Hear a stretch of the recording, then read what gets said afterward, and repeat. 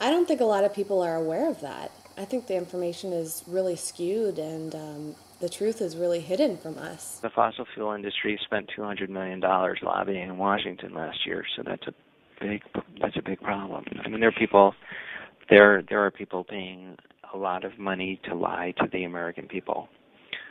So I should say, like, I obviously believe that the science tells us that there is global warming and that it's man-made, and that it's going to cataclysmically affect our ability to live on this planet. Personally, I believe that the science is incontrovertible when it comes to these things. And there are people in the world who truthfully don't believe that science. And I can respect that, and I can talk to them, and I can believe that they have integrity, and I can have a conversation with them. But then there are people who know full well what's going on, who it's not because they have a different intellectual understanding to me. It's because they have financial interests in Americans not knowing the truth, and they're actually lying. I have a lot of trouble with the liars. That's, people who have different opinions than me, I totally respect. People who are lying, which includes a lot of the petrochemical industry and the coal industry, I think they're the scum of the earth. Well, that's exactly why we need to educate ourselves. We need to educate other people, spread the word, and we need to do something about it. I know you're doing something called the No Impact Project. Will you tell me more about that? The No Impact Project's mission is to help people to choose lives that are both happier and better for the planet at the same time. There's a few reasons for the approach of the No Impact Project. One is just that it's true, but the other is that people on the other side of the aisle have a hard time dealing with government action and regulatory change. So this is a way that people who don't like government intervention to get involved in the environmental space. And it's also a way to help spur cultural change, because we need not just regulatory change, but actual deep cultural change. So the No Impact, by the way, it's at noimpactproject.org. So the No Impact Project is working on that, and we're also developing curriculum for schools and this type of thing too. What do you think about education that's currently in schools? Do you know of any sustainability classes that are going on? I think people are talking a bit about it, but I think in the culture at the moment there's a meme that, kind of like every little bit counts. Well, every little bit does count, but every little bit is not enough. We actually have to start talking about different ways of living, different ways of doing business. We have to start talking about at the moment, the way our economic health is it's based on our resource throughput. Our entire economy is based on the idea that we dig resources out of the ground, and then we mold them into something. We get people to keep them in their house for a while, and then they throw them away, and we bury them back in the ground. And the shorter the people keep them in their houses, the shorter the time between digging them out of the ground and burying them back in the ground, the more money people make. We have to start looking for a different economic paradigm. We have to start looking for a way where we can support ourselves without using so many planetary resources. That means living differently. And so that requires a different sort of education. And I don't think that people are quite up to speed with that kind of education yet. Your daughter is a big part of the No Impact Man blog and movie and book, and you've obviously taught her a lot.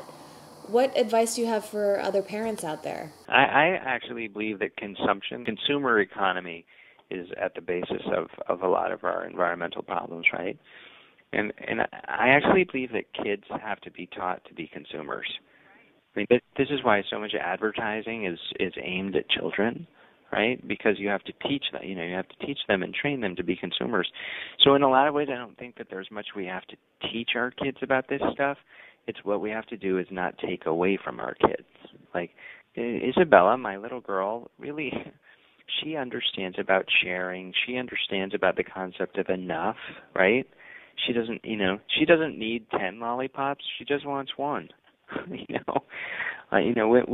was her birthday, and we went into this store called Jane's Exchange, which is a secondhand kids store, and we were basically like, anything you want, you can have it, which, by the way, we could afford to do because it was a secondhand store, right? And we went in, and she saw this pair of golden slippers that had these 2 plastic rubies on the top of them, and she's like, I want these.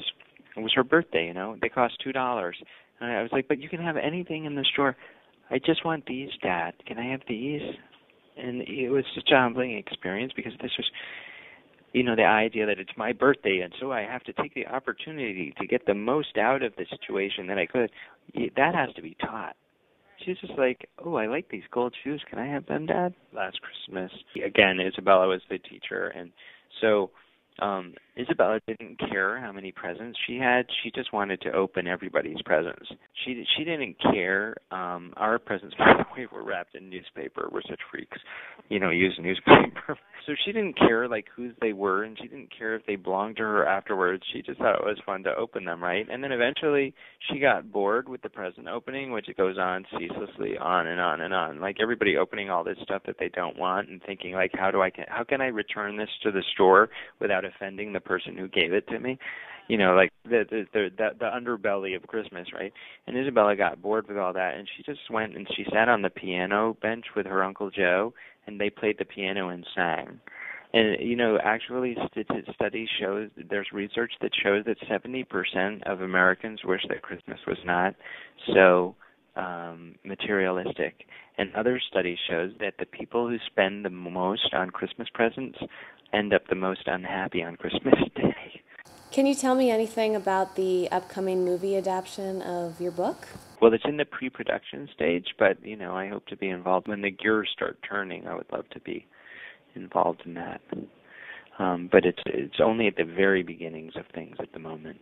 It's going to be a fictionalized version of the book. Tell me what was the easiest thing to give up and the hardest thing to give up, and why? You know, Whitney, it's always funny because people talk about easy and hard when it comes to what we did. And the truth of the matter is, I mean, we said this before, that we discovered so many joys. Like, so for example, you would think it's hard to give up air conditioning, right? But what happened when we gave up air conditioning was that in the evenings, there was no point staying in the house because it was too hot and we couldn't sleep anyway. So me and Michelle and Isabella would just go to the park and we would hang out in the fountain. Isabella would run around in the fountain and we'd hang out, like talking to people around the fountain. And it turned out to be kind of better, you know. So easy and hard are funny distinctions. On the other hand, doing laundry by hand because we had no electricity definitely was hard. So what that tells me is that there's a resource level. There's kind of like a sweet spot when it comes to how many resources we use. Like, we still don't have an air conditioner, and we don't need it. We don't really miss it. There's a few hot nights and whatever, but we just go to the park. On the other hand, the laundry machine is a use of resources that actually really sounds trivial, but it really does contribute to human life. And those resources, what the important task for the human race is for that Americans have to learn to use fewer resources, but at the same time we have to find a sustainable way to deliver resources like, say, you know, whatever, laundry machines and education and health to the rest of the world in a sustainable way. What's great about your project is that you were able to get rid of everything and then start over from scratch and figure out what you really needed. If only everyone could go through that process. Well, everyone can. Thank you for your blog and your work, too. All right, Whitney. Thank you. Bye.